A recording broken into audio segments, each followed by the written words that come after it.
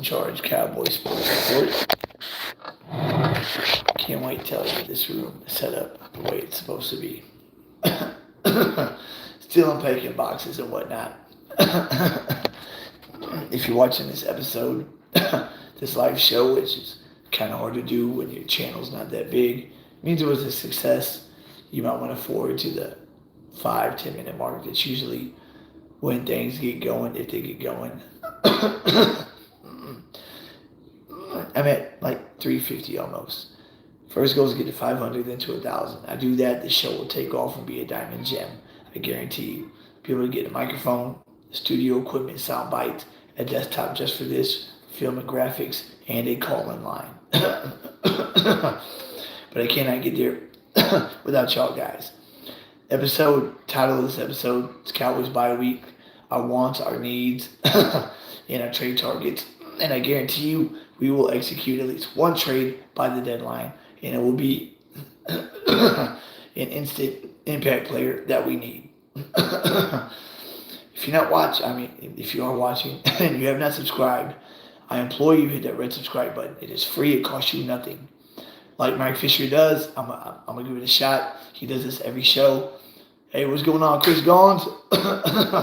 Yes, sir. You finally caught me. Please stay in the chat, man. Let 4 or 5 more guys get in here, and we can actually have some fire to talk about. So people that are watching this after it's uploaded, on the count of 3, if y'all can press the like button, the subscribe button in unison, guys. 1, 2, 3, subscribe. If you did it, you're a real one, and I love you for it.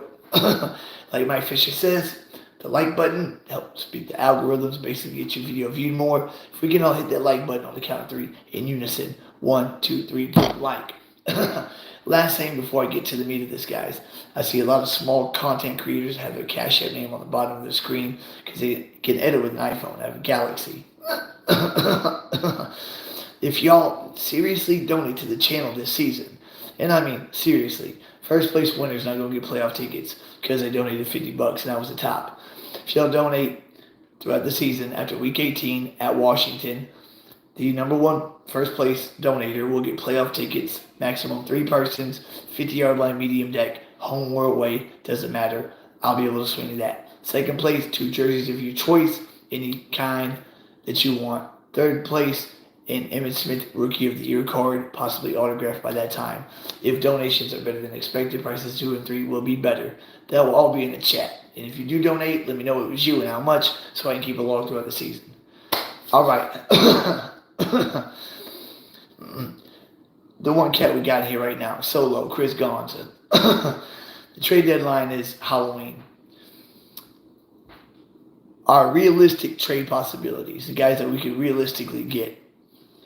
Davante Adams is not unrealistic. His salary, if traded from the Raiders, would only be $6.54 million this year. That's all he would count against our books. $6.54 million this year. Next season, he'd be $17.5 million. That's cheaper than Amari Cooper. That's guaranteed this year and next year. Then 2025, 2026, both $35.64 million.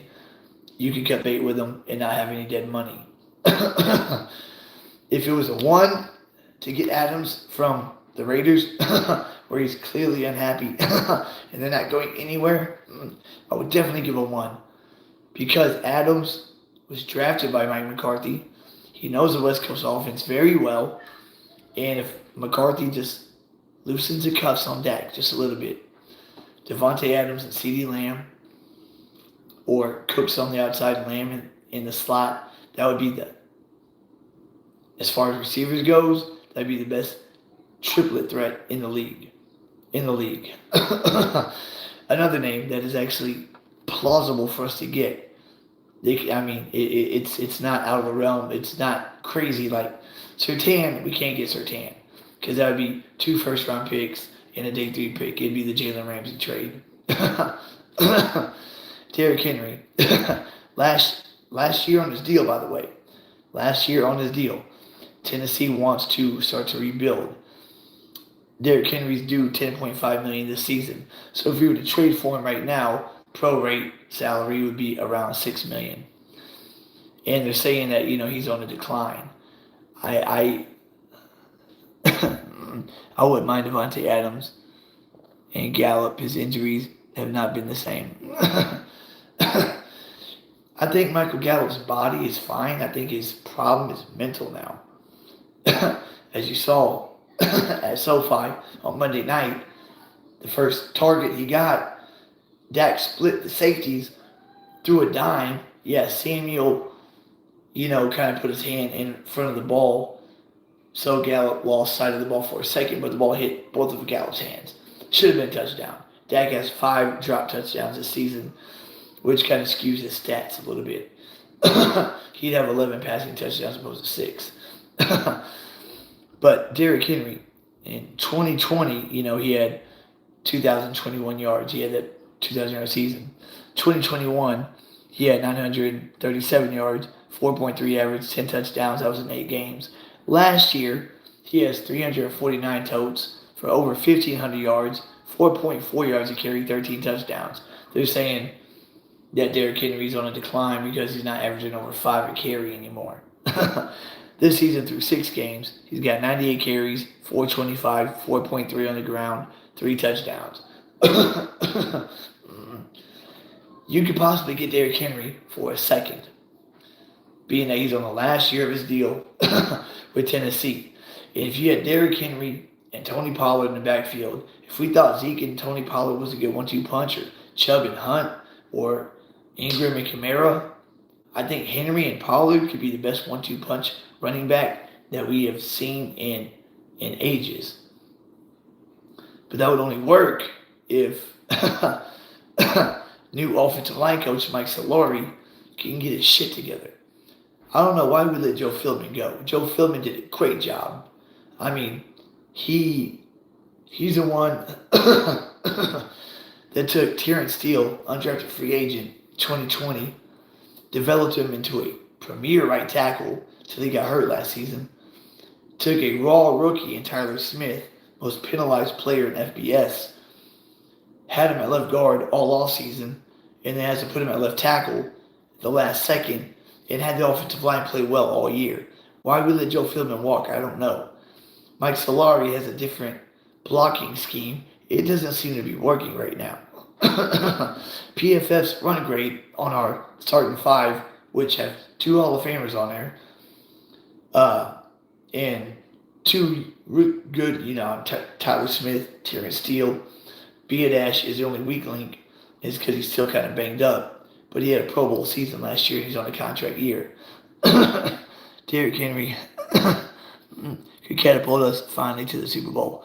I agree. Why did we get rid of Joe Philbin? I don't know. I understood why the Kellen Moore departure happened, but Joe Philbin had the offensive line operating at a top level the whole time he was here.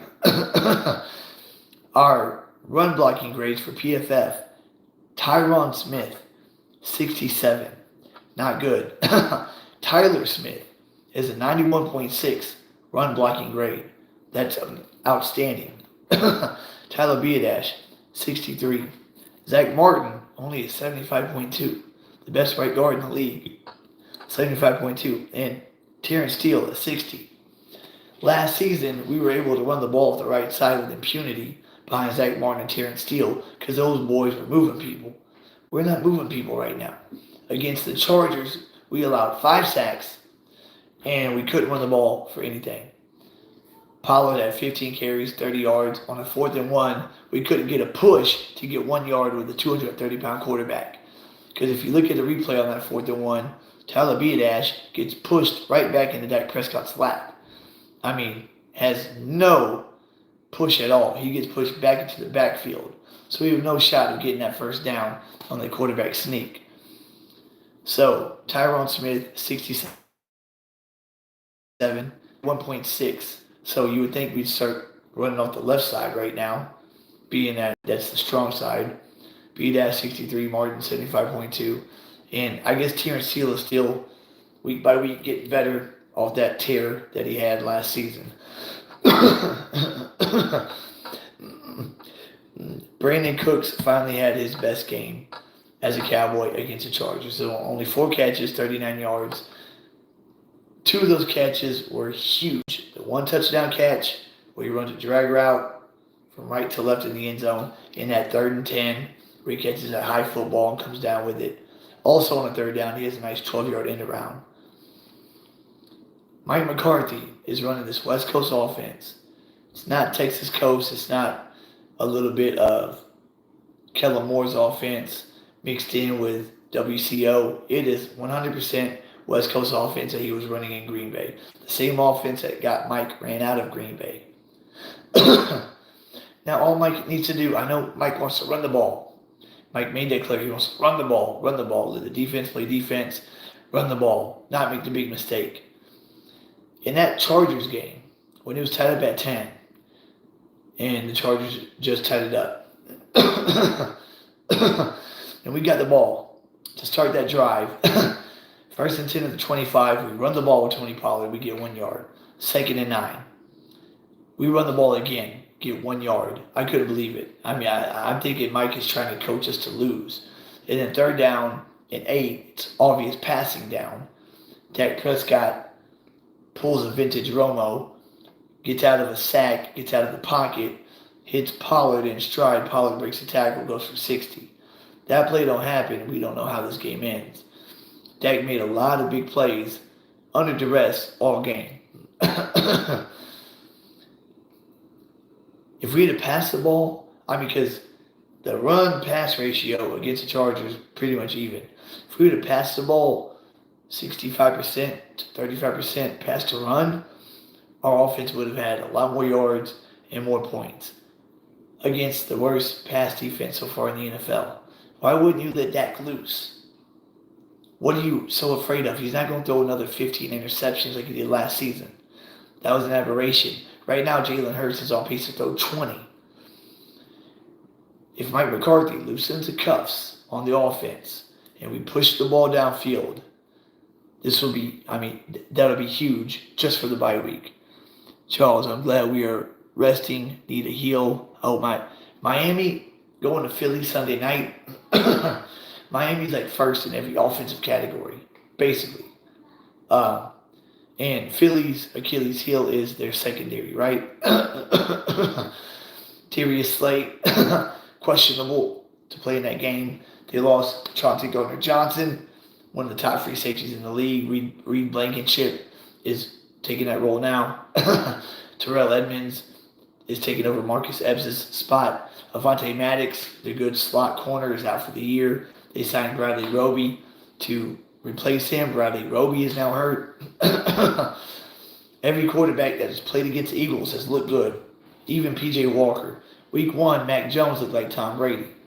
If that rookie receiver, week 1, gets that second foot in bounds at the 8-yard line, the Patriots got 4 shots at the end zone from the 8-yard line to beat Philadelphia.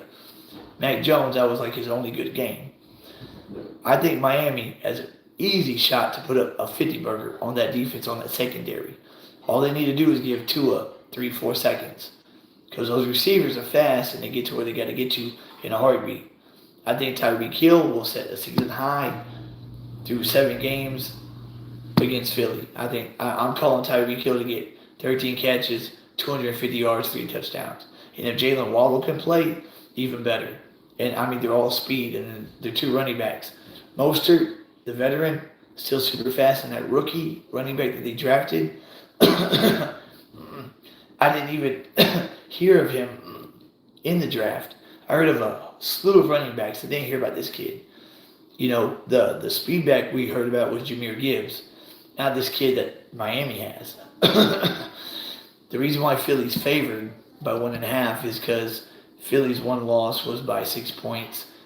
Miami's 1 loss was to Buffalo by double digits. It was like 28-48 at Buffalo.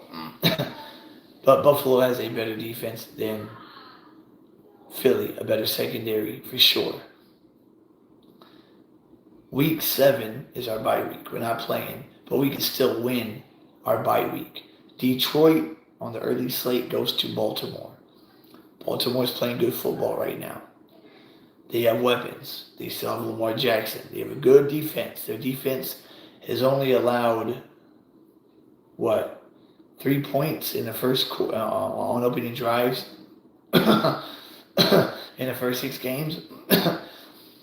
I think Detroit goes to Baltimore and gets her second L. Sunday night, I think Miami wins the game against Philly like 52-35. It'll be some kind of shootout. What's up, Eric Wallace, man? Thanks for joining us. Title of this episode is Our Bye Week, Our Wants, Our Needs, and trade our, like plausible trade targets, not guys that we know we can't get. I think Miami beats Philly 52-35 in a game like that. A high scoring game, but the Eagles offense just can't keep up with Miami's offense. And Tyreek Hill set season highs, 250 yards, 13 catches, 3 tubs, something like that.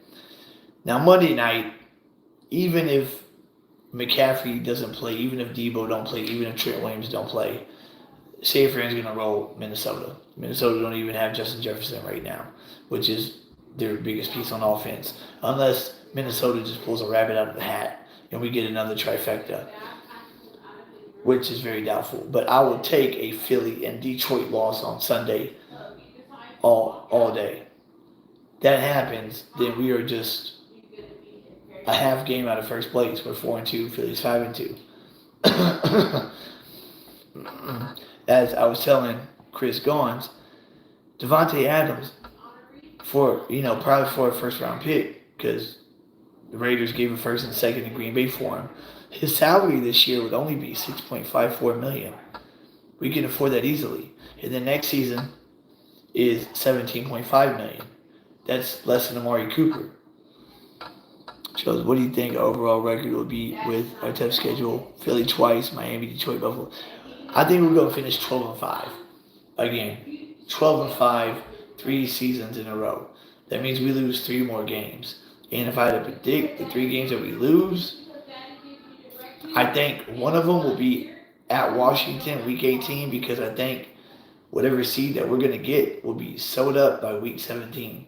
So I think week 18, we kind of rest our guys. Hopefully, best case scenario, we have that 1 seed. I can actually possibly see at least the Vikes winning any given Sunday, any given Monday night. Minnesota could beat San Fran, especially if, Brock Purdy comes out and plays like he did against that Browns defense. Danielle Hunter, who gets after the quarterback, plays good ball. Eric Hendricks, Harrison at safety. Minnesota's got some boys on defense still. They got that rookie receiver. They still have good old Kirk Cousins. But I think the chances of Miami and the Ravens beating, Philly and the Lions are a lot higher than San Fran. I think the games that San Fran could lose would be they play Seattle twice. Seattle plays them tough. I think they get split against Seattle. I think Philly could maybe eke out a win against them. And then maybe one upset win after that. That would be like three more losses. I think San Fran probably go 3-4 this season. I'm a Seahawks guy. One of ours will be against you, all in that environment. Charles, I can see Baltimore beating Detroit too. Yeah, especially because they're going to be in Baltimore. It's not going to be in the Dome Stadium. And Eric Wallace, I know you're a Seahawks fan first, man, but Seattle's not on our level. I know Richard Sherman and Keyshawn Johnson want to put us on the 3rd tier of the NFC, saying the heavyweights are Philly, San Fran, and the Lions. Cruiserweights are Miami, Buffalo, KC, and light heavyweight Cowboys. It's all crap. I'd be willing to bet $200 that Thursday night we beat Seattle the Thursday after Thanksgiving. Mike McCarthy just has to loosen the cuffs on the offense. Let Dak throw that rock. Let Brandon Cooks get more involved in the offense. We traded for him for a reason. It's been 20 seasons, 20 years since we've had a quality speed wide receiver. That was Joey Galloway, 2003. The last time we had a good speed receiver. Then the following year, we traded him for Keyshawn Johnson.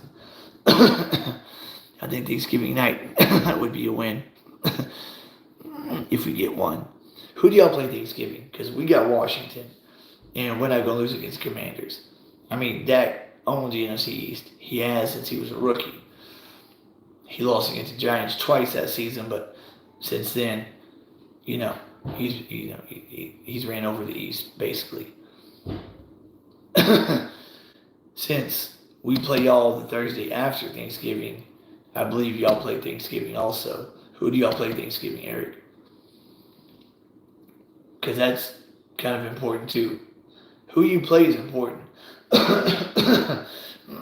Because I noticed this Monday night.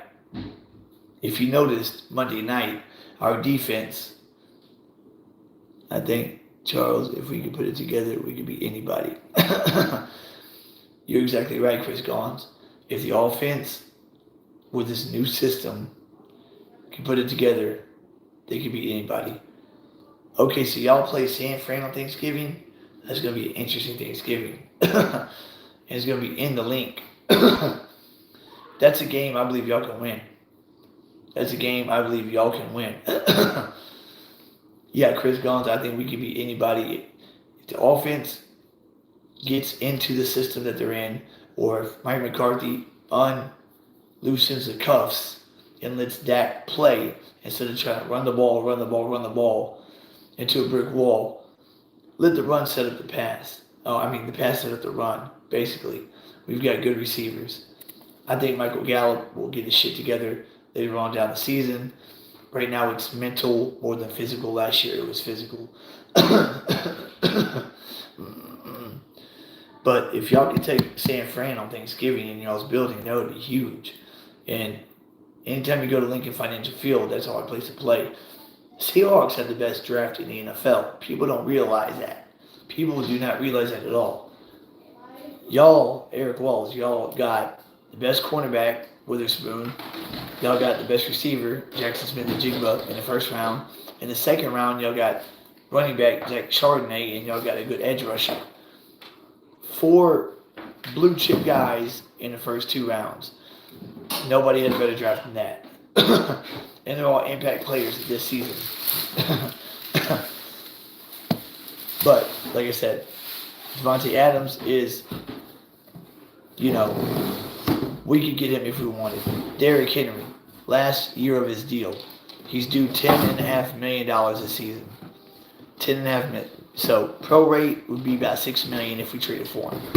And we could probably trade a second to get him. Derrick Henry and Tony Pollard would be better than Zeke Pollard. Like I said, be better than Chubb Hunt, Ingram Kamara. That would be a hell of a 1-2 punch. But our offensive line coach, Mike Solari, needs to get his line together like Joe Philbin did. The aspect that scares me is Brock Purdy came in Seattle and won last year. Yeah, he did. There was no film on him. There's no tape on him. Now there's tape getting on him, just like Jalen Hurts. Sorry. Jalen Hurts hasn't looked near as good this year as he did last season because we have tape on him. The whole NFL has tape on him now. Eagles should be 3-3, if not 4-2. Lucky to be 5-1. DK might mess around and get himself on the block here. DK Metcalf, is he having trouble in Seattle? You would think him and Tyler Lockett, Njigba would be a top 2, top 3 wide receiver trio. If DK was on the trade block, it'd be 2 first-round picks minimum. That is a grown-ass man right there. DK Metcalf, dude. That's a guy that you need a Deion Sanders to cover one-on-one. But basically, the key to this video is it's our bye week, right? Rest up, get better. Mike Solari needs to realize that he's got 2 gold jackets on the starting 5. He's got Tyler Smith, who is a gem in the second year, can play left guard, left tackle. Terrence Steele is coming off that tear. He's getting better every week. Hopefully this bye week will have B dash 100% when we play the Rams at home.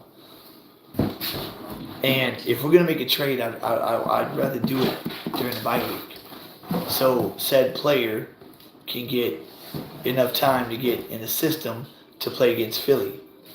Now, even if it's next week, that's fine because I think we can beat the Rams as we are now, especially at home. We've won 10 straight at home. Last time we lost at home was week 1 last season, 19-3 against Tampa. Since then, we have not lost at home. And we haven't had a close game at home either. I mean, I think every win we've had at the crib has been by 2 scores or more. He's getting foolish penalties. Pete wants him to chill out, DKing about that. So he's pulling a Terrell Owens, in other words. So that'd be a shame, man. A player of that caliber, they'd get a haul for him, though. They'd get a haul for him and have another excellent draft next season. Because they traded Russell Wilson. That was 2 years. This is Russell Wilson's second year in Denver, so they've already spent their 2 first-round picks they got for him. But if they traded DK, they'd get another 2. But that would be basically kind of forfeit the season because if they're going to make a deep playoff run, they're going to need Metcalf along with Lockett and the rookie Najigba. Y'all lost y'all starting 2 tackles, as it is. That's why y'all signed Jason Peters, who I wanted to sign, who would have been, a quality backup offensive lineman number 6, but the Cowboys seem to like Chuma Edoga as swing tackle. I don't see why. I mean, Chuma Edoga's your 7th or 8th best lineman at best. Jason Peters at 41 years old, could play left tackle, still at a pretty high level whenever 77 can't play. But y'all picked him up before we did, so it was what it was. What's up, Raymond Solis? Thanks for joining in. Joining in. Live shows are kind of hard to do when your channel's small, but whenever guys start coming in and they stay, now we got 5 guys in here now. Let's start talking ball. Now, we talked about Devontae Adams and Derrick Henry. They can be got. I mean, we can trade for them. They wouldn't break the bank. We'd have to give a premium pick, a first or second round, probably a second for Derrick Henry, a first for Adams, but their salary would not break us, not by a long shot. And Derrick Henry would be a 1-year rental. Devontae Adams would be on the team for at least 2 seasons. And he knows the West Coast offense better than anybody on this offense because he, was drafted into it. Mike McCarthy's the one who drafted him. 105.3 The Fan, the Cowboys radio station, listening to them, and they were talking about top 8 guys that they would give a first round pick for. And the first one they brought up was Patrick Surtain, of course, which we're not going to do. That's 2 first round picks and a day 3 pick. That's the Jalen Ramsey trade. Not going to happen. Number 2 is J.C. Horn, Carolina's first round pick in 2021. Can't stay healthy, but really good when healthy. He would be a first or second round pick. That's what he'd cost. Now, sometimes, like Christian McCaffrey, when he played with Carolina, was injury prone, and he goes to San Fran, and all of a sudden is not. So, could we trade for a J.C. Horn? He becomes our number 1 automatically this season, and him stay healthy. Still on a rookie deal. He was drafted. I mean, this would be his 3rd season. I wouldn't mind that trade at all. That'd be a very nice trade. That'd be better than Jalen Johnson from the Bears.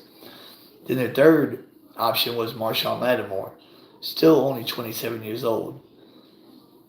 Is that Joe Horn's kid? I don't know. I didn't even think about that. Joe Horn from the Saints back in early 2000s.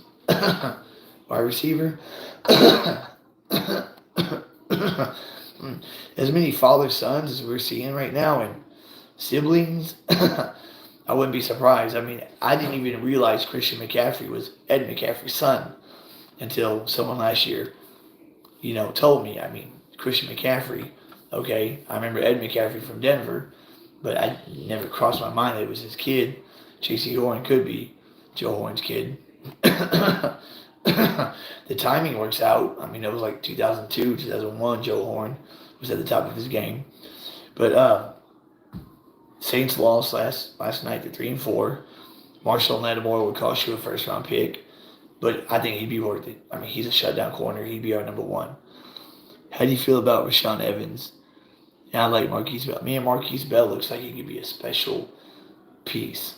He's too light in the britches to be a 3-down linebacker, but to be a hybrid safety linebacker, I think Marquise Bell and Wanye Thomas can both be special guys. They're playing better than Donovan Wilson and Jaron Kearse right now, that's for sure. Kearse and Wilson are taking a step back this season. I do not know why. And Rashaan Evans is supposedly really good against the run. I mean, last season he had 159 tackles. Very suspect against the pass. You don't want him to match up against a tight end or a running back, but apparently he can find the hole and take the running back down. We will see whenever he gets his shot to dress up. There's a reason why he's a free agent in October, but like I said, we will see. He could be a Will McClay special. Will McClay seems to be able to get those guys. And they had number 4 quarterback, Kyler Murray, Arizona, would be a first. That's if we choose to move on from Dak. Wikipedia is saying confirmed. Father, son, Joe, and JC. So JC Horn is the son of Joe Horn. I never did think about that. So Kyler Murray be worth a first. That's if we were to move on from Dak. Fifth would be AJ Terrell. That would cost a first round pick plus a little bit more. I don't see them trading Terrell. They're still relevant. They just, they drafted B. John Robinson in the first round. All they need is a quarterback. I mean, Ritter right now is not the answer. We know that. I don't think he'd be available. Then they go to Houston, who's 3-3 under first year coach DeMeco Ryans, who can coach, as we can see. Derek Stingley, their first round pick last year. No, the first round pick 2 years ago for a first, but he's been, injury plagued since he's been drafted. And Laramie Tunsil, they brought up, who Houston would not trade. He's a top left tackle. That'd be 2 firsts plus some. And then number 7, which is Devontae Adams. We already talked about him. And then number 8 would be Tampa Bay linebacker Devin White. And he would probably cost a second round pick. The only guys I would entertain on that list of 8 guys that they mentioned would be J.C. Horn. I don't think Marshall Lattimore, because his he's one of the highest paid corners in the league. AJ Terrell, if Atlanta were to entertain it, and Devontae Adams. Those are the only 3 guys I would entertain on that list. Devin White's not as good as a lot of people think. He plays next to a really, really good linebacker that makes him look better than he really is. Who's the guy I'm talking about, the middle linebacker for Tampa Bay? Can't think of the guy's name right now. But that leads me to what was I going to get to? If we're going to make a trade, you're wondering if it's going to be offense or defense. What do we need more? It just depends on the person.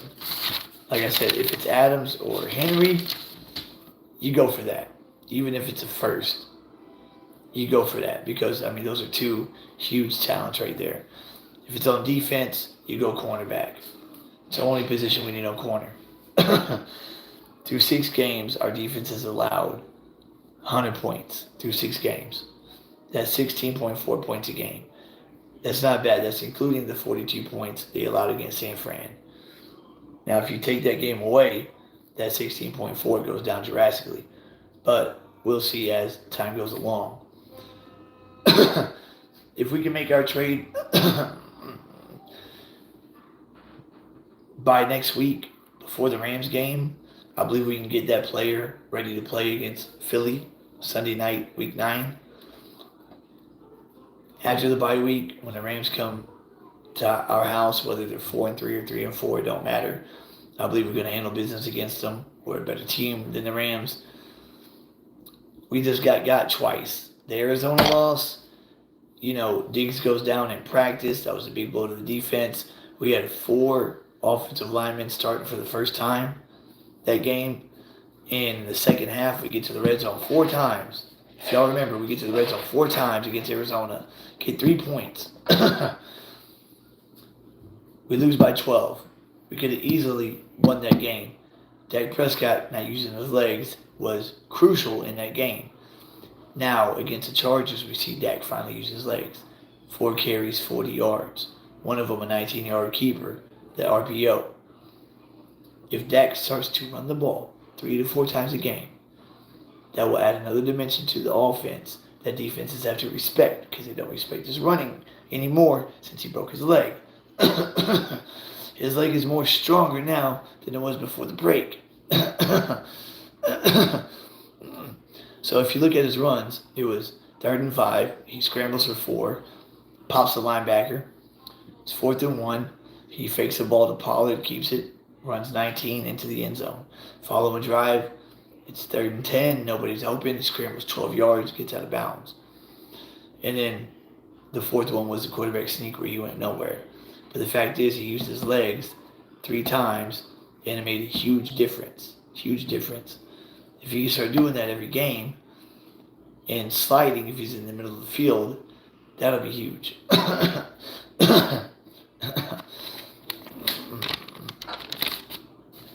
Through 6 games, one more thing I'm going to hit on.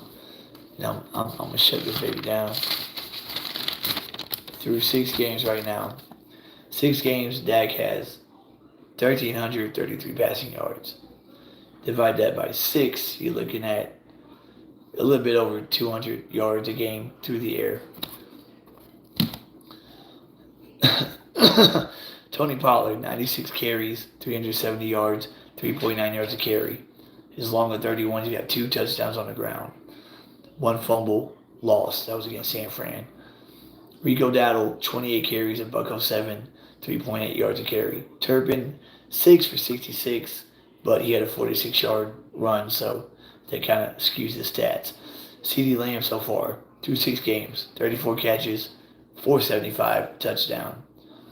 And then the most targeted player of the team, Michael Gallup, 18 catches, 204 yards. Jake Ferguson, 21 for 190, a touchdown. Pollard, 25, 126. And Brandon Cooks has a total of 13 catches for 104 yards and a touchdown through 6 games. And that was after his breakout game against the Chargers. But again, that was only 4 catches. Brandon Cooks has 1,000 yards with 5 different quarterbacks. One of those is Davis Mills, who was a rookie for the Texans at the time. Brandon Cooks is a real deal. We traded for him because of his speed. We got to stretch the field.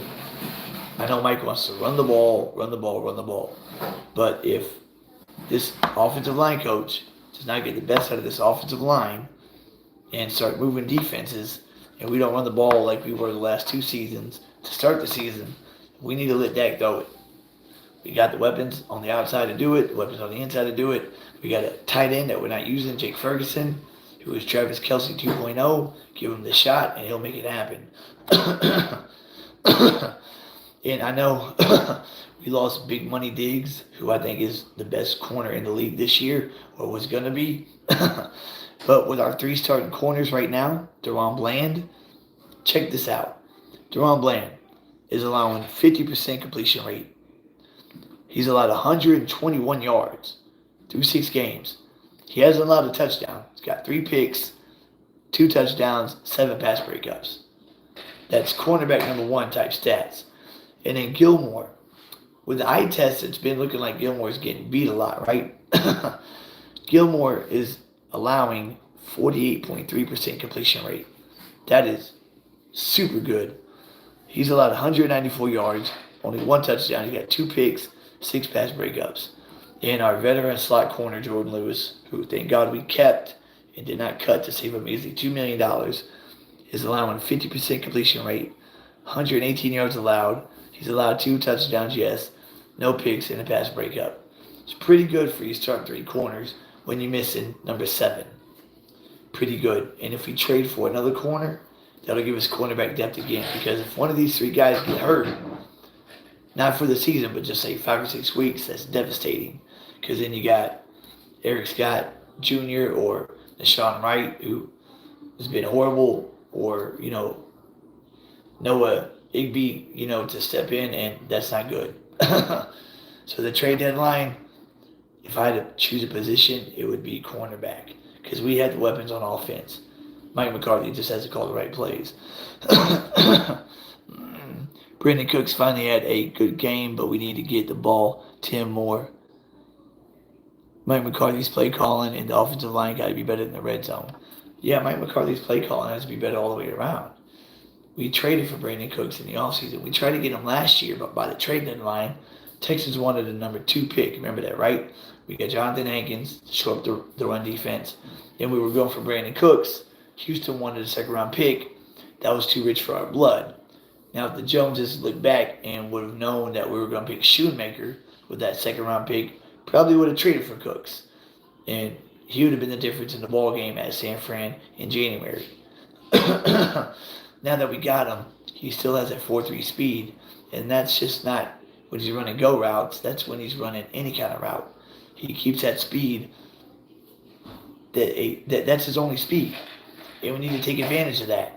Whether it's getting him the ball in space, screen passes, end arounds, take 2 or 3 deep shots a game to that guy.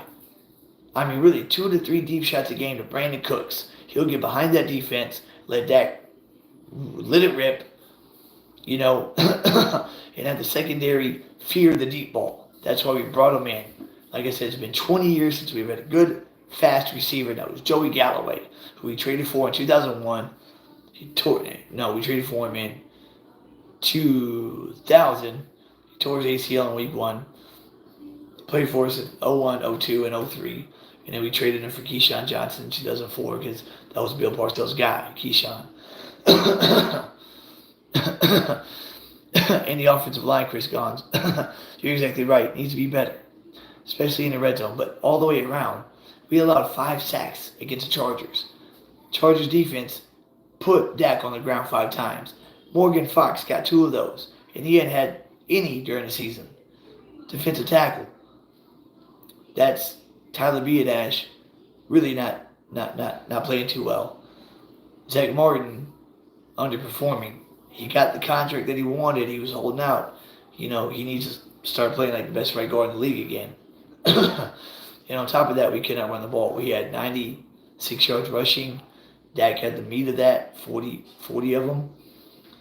I'd like to see Hunter Lupicki get the ball a little bit more, 40 ounce. The kid is 230 pounds, got speed. There's some, players on this team that we have not really seen and put out there. I would like to see Hunter in the red zone get the ball more, that's for sure, and dial up plays. And this offensive line coach that came from Seattle had like the number 1 rushing offense in 2018, I believe. Mike Solari, he has a different scheme of blocking. Just ask the linemen what they're comfortable with as far as blocking scheme and go with that. Tyron Smith knows more about pass blocking and run blocking than Mike Solari has. I mean, Tyron Smith has forgotten more than Solari probably knows. Same with Zach Martin. He has made a mess of this line. We finally have our starting 5 guys healthy. They played 2 games in a row. They're about to play their 3rd in a row together. So hopefully they start getting continuity, because if you watch down to the sidelines, you saw on the sideline Tyron Smith talking to Tyler Smith, and they were talking about this and that, what they're going to do when they see this, what they're going to do when they see that, because they've never played together before next to each other. That was only their 2nd time playing next to each other. Last year they were on the field at the same time, but Tyron was on right tackle because Steele was out. hopefully they'll start to gel. You know, I mean, when you talk about Tyron Smith, Tyler Biadasz, Zach Martin, Terrence Steele, you're thinking of a top 3 unit, and they're not playing like it, and they need to start playing like it. We need to be able to run the ball, you know, with impunity. We need to be able to push defensive lines back. Hopefully, against the Rams, we can start doing that. Against the Rams, I want to see 150 yards on the ground by the running backs. If Dak can add another 40, great. But between Tony Pollard and Rico Dowdle, who runs pretty damn well when he gets the ball, and either Hunter or Deuce Vaughn, I want to see 150 yards, and I want to see at least a 4-yard per carry average, 4.5 yard, 5-yard per carry average. I want to be able to run the ball. That is so huge. If we can run the ball effectively, that will set up the pass so much better. I understand why Mike wants to run the ball. Because if you run the ball well, you play good defense, that's a recipe for success. And if we can get that going against the Rams and carry that over to Philly, you know, Jalen Hurts is 3-7 when he's pressured 40% of the time. In his career, he's 3-7 when he's facing a pressure rate of 40% or more. And that's what Cleveland was giving him last week. We can give him that too with our pass rush. By October, 31st is Halloween Wednesday, 30th, 29th. October 28th, the Rams. And then after that, November 4th at Philly. If we can beat the Rams and then go up to Philly and beat Philly in their own stadium, that will change the entire season's complexion. If we can beat the Rams at home and beat Philly at their own stadium. Because that will put us at 6-2, and that'll put Philly at 7-2 or 6-3, depending on what they do against Miami and what they do against the Washington the week later, who took them to overtime. And I think it's just a matter of time before Jared Goff, the wheels fall off on him. I never believed in him. He was a product of the system when he was with the Rams. He's playing good right now, just like Ryan Fitzpatrick was good for the first 6 weeks back in 2019 with Tampa Bay, 2018 with Tampa Bay.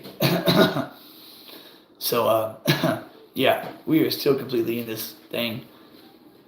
NFC Championship, first round pick, everything is right in front of us. Yeah, I agree. I like our roster. Our roster is very good on paper.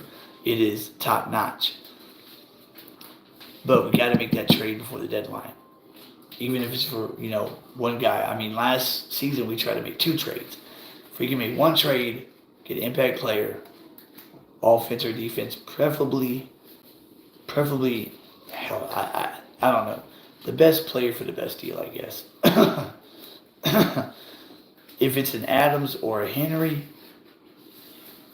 and it's affordable, and they're not asking for much draft capital, you pull the trigger on that immediately. If not that, then you go for the cornerbacks. You go for the J.C. Horn, or you go for the Dante Jackson, or the Jalen Jackson from Chicago, who seems to be the best bet. Seems to be like he'd be the cheaper of all of them, and he's in his 4th-year contract year. Bears don't seem to want to pay him. I think Jalen Johnson would be perfect at the trade deadline. And if and Cedric Wilson, he redid his contract at Miami for $2 million, so he's making $2 million right now. He's got 6 catches for the season. He's buried in the depth chart. I think he'd love to come back home to Dallas. You could get him for a 2025 6th-round pick. So if we can get Jalen Johnson from the Bears at cornerback and bring back Cedric Wilson, bring him back home, and say you see the grass went green on the other side, Cedric Wilson and Dak Prescott have a rapport. I wouldn't mind bringing him back, if the Adams thing don't work out. Devontae Adams probably going to stay in Vegas. Always wanted to play there. We can afford him, is what I'm saying. We can afford Devontae Adams, and we can afford Derrick Henry. Chances of getting them are not too high, though. Chances of getting Jalen Johnson, very plausible. And same thing with Cedric Wilson. Hell, Miami might even eat $1 million of the $2 million salary, to where all we got to pay is $1 million, prorate that, be under $1 million, and give them a day 3 pick for 2025. You know, and he could be receiver 4 or receiver 3 if Tolbert or Gallup can't cut receiver 3. Cedric Wilson was pretty damn good in 2021 for us. He had over 600 yards, bunch of key catches, 6 touchdowns. Him and Dak, were on the same page. So the sun is still bright. A lot of people are trying to bury us right now just because Diggs went down, just because we got ran over by the Niners. Like I said, I'd rather get ran over by San Fran week 5 opposed to beating them week 5 and get ran over in January. Like Michael Parsons said, that ain't going to happen again. And I don't think it will. That was an aberration.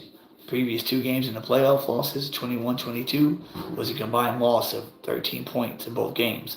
6-point game, 7-point game. So it was just an off night. It was just off night.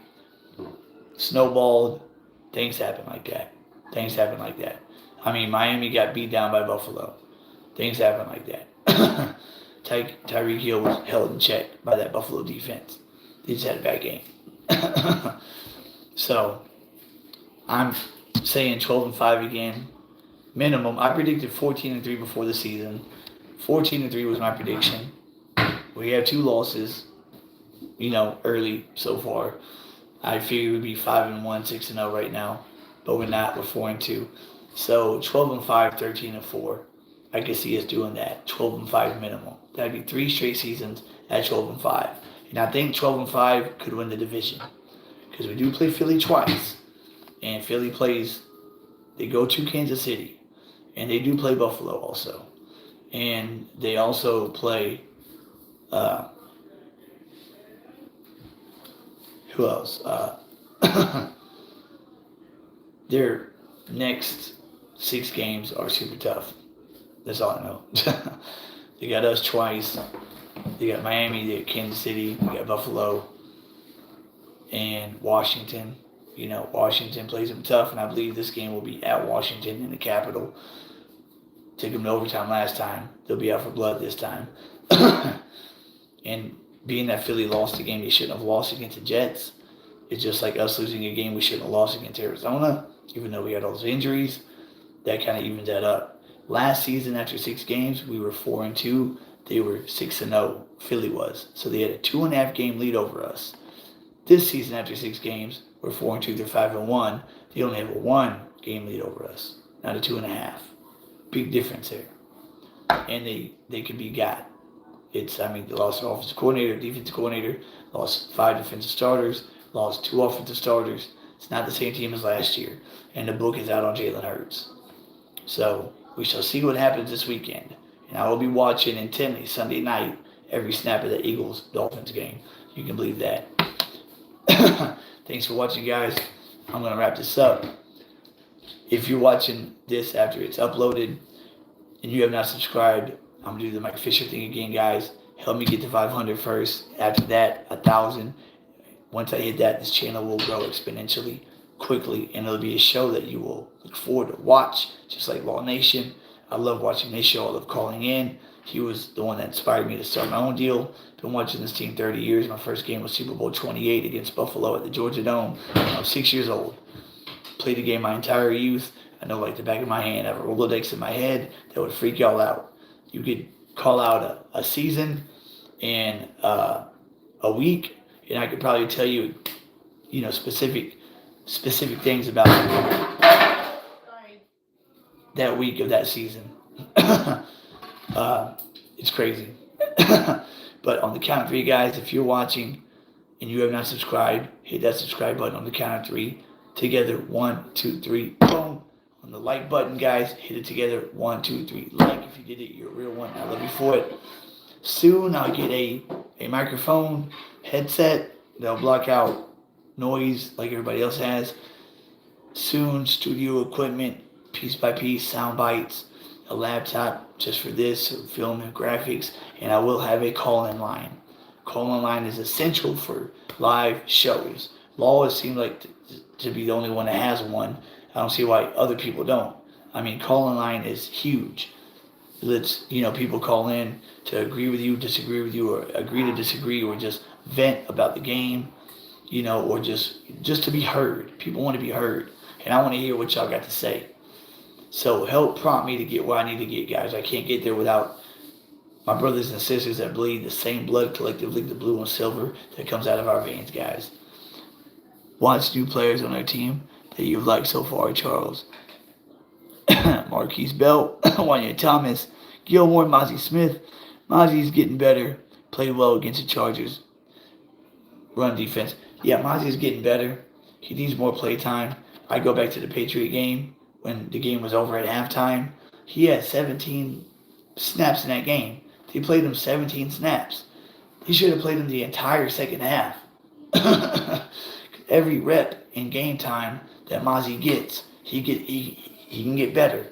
He's supposed to be a nasty player out of Michigan. The first time that we've drafted a defensive tackle in the first round since 1991, that was Russell Maryland. He turned out to be a monster. And he was out there day one playing all four quarters. Mozzie needs to be out there playing all four quarters, especially against lesser teams, so we're not afraid that he's going to get beat. If we're playing the Rams and we're up at halftime by 3-4 scores, then Mozzie needs to play the whole second half to get those snaps and those reps in, so he can team up with Hankins and we can have two good nose tackles that can stop the run up the middle. Because the run up the middle is what's killed us against Philly, against Arizona, against San Fran. And on first down, I do like Micah at off-ball linebacker. Because first down, let's go. What's going on, Raymond Solis? Appreciate you checking in. On first down, the majority of the time they're going to run the ball. We know this. When Micah's playing off-ball linebacker, it's better because when he's on the, playing defensive end, they run to him. He's not, as big as a regular defensive end is. He's not like Tank Lawrence, who starts to run very well. So on first down, they have Micah off ball. And if we win first down, they don't get but 1 or 2 yards, or they get negative yardage. Then second and third down, put them at the LOS. You know what I mean? He is a chess piece. Use him as such. That's it, guys. I'm going to close it out with that. Everybody who tuned in, thanks for tuning in. Thanks for chatting, guys. Like I said, in the chat, we'll have my Cash App information. I told y'all, if y'all people seriously donate this season, then the prizes will be serious. Like I said, it's the money sign, capital C, lowercase m, 65466. Charles Martinez. It'll be in the chat. Help me grow this channel, guys. And I guarantee you, you will not be disappointed. This channel will be a gem that you will love to watch. Just me and my galaxy right now. So I'm starting out just like Law Nation did. But this channel will get to where it's going to get to in God's will. One last thing. Keep God first and foremost. He comes before everything, even this. Seek him in his righteousness, and all the other things will be added unto you. It's my job to spread that. If you have any questions about that, let me know in the chat. I'd be glad to answer it for you. Have a good night, guys. Have a good weekend. Be safe. Don't do nothing I wouldn't do. I'll catch you guys on Sunday. Charles in Charge is out.